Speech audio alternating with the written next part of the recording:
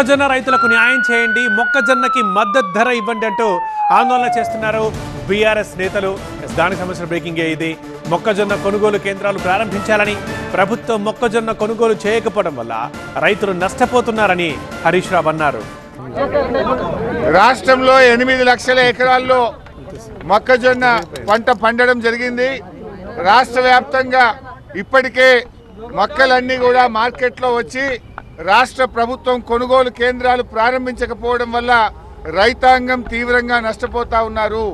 ఇవాళ మొక్కజొన్న మద్దతు ధర 2400 రూపాయలు ఉంటే ప్రభుత్వ కొనుగోలు కేంద్రాలు ప్రారంభం కాక రైతులు 1600, 1700 రూపాయలకే మొక్కజొన్న అమ్ముకొని తీవ్రంగా నష్టపోతున్నటువంటి పరిస్థితి ఉంది. మరొక వైపు అకాల వర్షాల వల్ల మార్కెట్ యార్డ్లలో, కల్లాల్లో మొక్కజొన్న తడిచిపోయి రైతులు బాగా నష్టపోతా ఉన్నారు.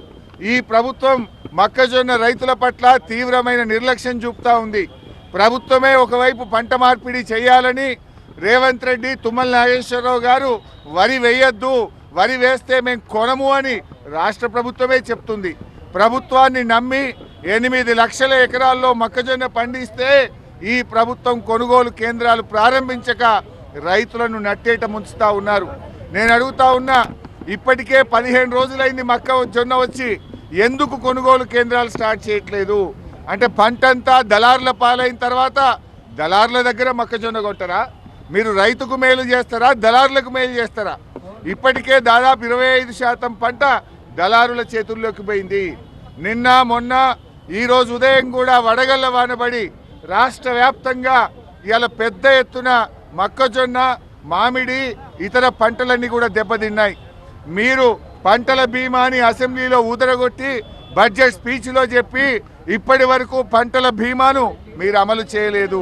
పంటల బీమా అమలు చేయరు, రైతుకు ఇన్పుట్ సబ్సిడీ కూడా ఇవ్వడం లేదు. దయచేసి మేము ప్రభుత్వాన్ని కోరుతా ఉన్నాం, రాష్ట్ర వ్యాప్తంగా గత 2-3 రోజుల్లో వడగళ్ల వాన వల్ల రైతులు బాగా నష్టపోయారు. వెంటనే వ్యవసాయ శాఖ అధికారులకు ఆదేశాలు ఇచ్చి ఎన్యూమరేషన్ చేసి ఇన్పుట్ సబ్సిడీ ఇచ్చి రైతాంగాన్ని ఆదుకోవాలని కూడా కోరుతా ఉన్నాం. ఈరోజు గత 2 సంవత్సరాలుగా రైతాంగానికి ఇన్పుట్ సబ్సిడీ డబ్బు రావడం లేదు. మాటల్లో చెప్తున్నారు తప్ప ఇప్పటి వరకు బడ్జెట్ రిలీజ్ కావట్లేదు. మీరు పంటల బీమా ఇవ్వరు, ఇన్పుట్ సబ్సిడీ కూడా ఇవ్వడం లేదు. నేను వ్యవసాయ మంత్రి గారిని డిమాండ్ చేస్తా ఉన్నా,